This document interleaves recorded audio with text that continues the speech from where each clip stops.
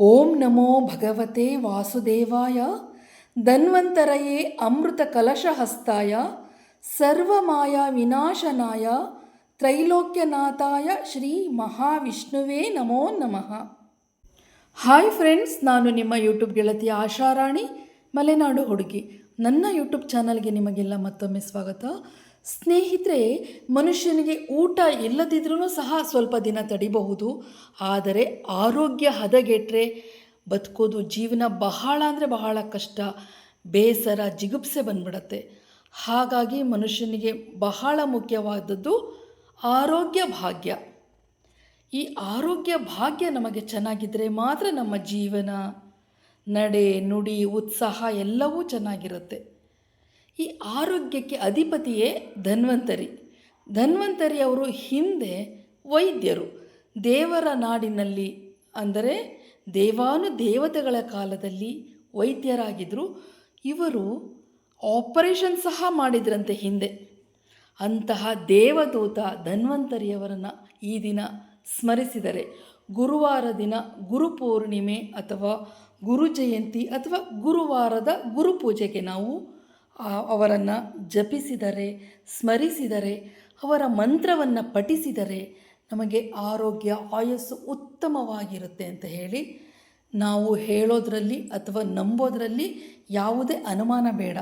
ಯಾಕೆಂದರೆ ಎಂತೆಂಥ ದೊಡ್ಡ ದೊಡ್ಡ ರೋಗಗಳೆಲ್ಲ, ಡಾಕ್ಟರ್ ಕೈಯಲ್ಲಿ ವಾಸಿ ಆಗದೇ ಇರುವಂತಹ ಕಾಯಿಲೆಗಳೆಲ್ಲ ಧನ್ವಂತರಿಯ ಶ್ಲೋಕ ಹೇಳ್ತಾ ಬಂದಂಗೆ ಅನಾರೋಗ್ಯ ಕಡಿಮೆಯಾಗಿ ಆರೋಗ್ಯ, ಉತ್ಸಾಹ ಎಲ್ಲ ಬೆಳೆದಿದೆ. ಹಾಗಾಗಿ ಸ್ನೇಹಿತರೆ, ನಾನು ಈ ದಿನ ಗುರುವಾರದ ಪ್ರಯುಕ್ತ, ಗುರು ಸ್ಮರಣೆಯ ಪ್ರಯುಕ್ತ ಧನ್ವಂತರಿಯವರ ಒಂದು ಕಿರು ಪರಿಚಯ ಮಾಡಿಕೊಟ್ಟು ಅವರ ಶ್ಲೋಕವನ್ನು ಪಠಿಸುವುದು ಹೇಗೆ ಅಂತ ಹೇಳ್ತಾ ಇದ್ದೀನಿ.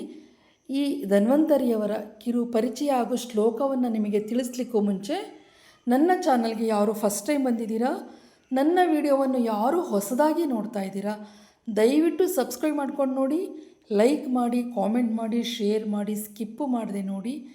ಧನ್ವಂತರಿ ಸ್ವಾಮಿಯ ಕೃಪೆಗೆ ಪಾತ್ರರಾಗಿ ನಿಮ್ಮ ಆರೋಗ್ಯ ಹಾಗೂ ಆಯಸ್ಸನ್ನು ಹೆಚ್ಚಿಸಿಕೊಳ್ಳಿ. ಧನ್ವಂತರಿ ಹಿಂದೂ ಧರ್ಮದಲ್ಲಿ ವಿಷ್ಣುವಿನ ಅವತಾರ ಮತ್ತು ಆಯುರ್ವೇದದ ದೇವತೆ. ಪುರಾಣಗಳ ಪ್ರಕಾರ ಇವರು ದೇವತೆಗಳ ವೈದ್ಯ. ಸಮುದ್ರ ಮಂಥನದ ಸಮಯದಲ್ಲಿ ಅಮೃತ ಕಲಶದೊಂದಿಗೆ ಕ್ಷೀರಸಾಗರದಿಂದ ಉದ್ಭವಿಸಿದರು. ಇವರನ್ನು ಆಯುರಾರೋಗ್ಯದ ದೇವರೆಂದು ಪೂಜಿಸಲಾಗುತ್ತದೆ. ಮತ್ತು ಧನ್ತೆರೇಸ್ ಅಂದರೆ ಧನ್ವಂತರಿ ತ್ರಯೋದಶಿ, ಧನತ್ರಯೋದಶಿ ಅಂತ ಹೇಳಿ ದೀಪಾವಳಿ ಸಮಯದಲ್ಲಿ ಬರುತ್ತಲ್ವ, ಆ ದಿನದಂದು ವಿಶೇಷವಾಗಿ ಇವರನ್ನು ಪ್ರಾರ್ಥಿಸಲಾಗುತ್ತೆ. ಭಾಗವತ ಪುರಾಣ, ಮಹಾಭಾರತ ಮತ್ತು ವಿಷ್ಣು ಪುರಾಣಗಳಲ್ಲಿ ಧನ್ವಂತರಿಯವರ ಉಲ್ಲೇಖ ಇದೆ. ಇವರು ಆಯುರ್ವೇದದ ದೇವತೆ ಮತ್ತು ಶ್ರೇಷ್ಠ ಚಿಕಿತ್ಸಕ. ಇವರ ರೂಪ 4 ಕೈಗಳನ್ನು ಹೊಂದಿದ್ದು ಶಂಖ, ಚಕ್ರ, ಅಮೃತ ಕಲಶ ಮತ್ತು ಚಲೌಕ ಹಿಡಿದಿರುವ ರೂಪದಲ್ಲಿ ಚಿತ್ರಿಸಲಾಗುತ್ತದೆ. ಭಕ್ತರು ಆರೋಗ್ಯ ಮತ್ತು ದೀರ್ಘಾಯುಷ್ಯಕ್ಕಾಗಿ ಧನ್ವಂತರಿಯ ಮಂತ್ರವನ್ನು ಪಠಿಸುತ್ತಾರೆ. ಧನ್ವಂತರಿ ತ್ರಯೋದಶಿಯನ್ನು ರಾಷ್ಟ್ರೀಯ ಆಯುರ್ವೇದದ ದಿನವಾಗಿ ಆಚರಿಸಲಾಗುತ್ತದೆ. ಧನ್ವಂತರಿ ಜಯಂತಿಯೆಂದು ವಿಶೇಷ ಪೂಜೆ ಸಲ್ಲಿಸುವುದರಿಂದ ಕಾಯಿಲೆಗಳು ದೂರವಾಗುತ್ತದೆ ಮತ್ತು ಆರೋಗ್ಯ ವೃದ್ಧಿಯಾಗುತ್ತದೆ ಎಂಬ ನಂಬಿಕೆ ಇದೆ. ಹಿಂದೂಗಳ ವೈದ್ಯರಾಗಿರುವುದರಿಂದ ಇವರು ಎಲ್ಲ ರೀತಿಯ ಕಾಯಿಲೆಗಳನ್ನು ಗುಣಪಡಿಸುವ ಶಕ್ತಿಯನ್ನು ಹೊಂದಿರುತ್ತಾರೆ. ಅಮೃತ ಕಲಶವನ್ನು ಹಿಡಿದಿರುವುದರಿಂದ ಇವರು ಅಮರತ್ವ ಹಾಗೂ ಜೀವನ ಶಕ್ತಿಯ ಸಂಕೇತವನ್ನು ಹೊಂದಿರುತ್ತಾರೆ. ಧನ್ವಂತರಿಯ ಆರಾಧನೆಯು ದೈಹಿಕ ಆರೋಗ್ಯದ ಜೊತೆಗೆ ಮಾನಸಿಕ ಮತ್ತು ಆಧ್ಯಾತ್ಮಿಕ ಸಮತೋಲನವನ್ನು ಕಾಪಾಡಿಕೊಳ್ಳಲು ಸಹಾಯ ಮಾಡುತ್ತದೆ. ಸ್ನೇಹಿತರೆ, ಯಾವುದೇ ರೋಗ ರುಜಿನ ಇದ್ದಲ್ಲಿ ಪ್ರತಿದಿನ ಸ್ನಾನ ಮುಗಿದ ನಂತರ ಆ ಧನ್ವಂತರಿಯವರಿಗೆ ಪೂಜೆಯನ್ನು ಸಲ್ಲಿಸಿ ಪ್ರತಿದಿನ ಅವರ ಜಪ, ಶ್ಲೋಕ, ಅಷ್ಟೋತ್ತರಗಳನ್ನು ಹೇಳುವುದರಿಂದ ಅನಾರೋಗ್ಯವು ಕ್ರಮೇಣವಾಗಿ ಇಲ್ಲದಂತಾಗಿ ಆರೋಗ್ಯ, ದೇಹದ ತೇಜಸ್ಸು ಎಲ್ಲವೂ ಹೆಚ್ಚುತ್ತೆ ಅಂತ ಹೇಳಿ ಪುರಾಣ ಕಾಲದಿಂದಲೂ ನಂಬಲಾಗಿದೆ. ಈ ಧನ್ವಂತರಿಯವರನ್ನು ಹೇಗೆ ನಾವು ಪೂಜಿಸ್ತೀವೋ, ಎಷ್ಟು ಅವರನ್ನು ಆರಾಧಿಸ್ತೀವೋ, ಎಷ್ಟು ಭಕ್ತಿ ಶ್ರದ್ಧೆಯಿಂದ ಅವರನ್ನು ಜಪಿಸ್ತೀವೋ, ಸ್ಮರಿಸ್ತೀವೋ, ಅಷ್ಟು ನಮ್ಮ ಆರೋಗ್ಯ ಅತಿ ಹೆಚ್ಚಾಗುತ್ತೆ. ಸ್ನೇಹಿತರೆ, ಧನ್ವಂತರಿ ದೇವರ ದೇವಾಲಯಗಳು ನಮ್ಮ ಭಾರತದ ಅನೇಕ ರಾಜ್ಯಗಳಲ್ಲಿದೆ. ಕೇರಳ, ತಮಿಳುನಾಡು, ಕರ್ನಾಟಕ, ಆಲ್ಮೋಸ್ಟ್ ಎಲ್ಲ ಕಡೆ ಇದೆ. ಕರ್ನಾಟಕದಲ್ಲೂ ಸಹ ಅನೇಕ ಮುಖ್ಯ ಸ್ಥಳಗಳಲ್ಲಿ ಧನ್ವಂತರಿ ದೇವರ ದೇವಸ್ಥಾನವಿದೆ. ಈಗ ನಾನು ತೋರಿಸಿರುವಂತಹ ಈ ಧನ್ವಂತರಿ ದೇವರ ವಿಗ್ರಹವು ಶಿವಮೊಗ್ಗದ ಆಯುರ್ವೇದ ಮಹಾವಿದ್ಯಾಲಯದಲ್ಲಿ ಸ್ಥಾಪಿಸಿರುವಂತಹ ಧನ್ವಂತರಿ ದೇವರ ವಿಗ್ರಹವಾಗಿದ್ದು, ಆ ಮಹಾವಿದ್ಯಾಲಯದಲ್ಲಿ ಅನೇಕ ರೋಗ ರುಜಿನಗಳಿಗೆ ಆಯುರ್ವೇದ ಚಿಕಿತ್ಸೆ ನೀಡಲಾಗ್ತಿದ್ದು, ಆ ಎಲ್ಲರ ಕಾಯಿಲೆಗಳು ಬಹುಬೇಗ ಗುಣಮುಖರಾಗ್ತಾ ಇದೆ. ಇಲ್ಲಿ ಈ ಆಯುರ್ವೇದ ಹಾಸ್ಪಿಟ್ಲಲ್ಲಿ ಯಾವುದೇ ಶುಲ್ಕವಿಲ್ಲದೆ ಉಚಿತವಾಗಿ ಆಯುರ್ವೇದ ಔಷಧಿಯನ್ನು ನೀಡಲಾಗುತ್ತೆ.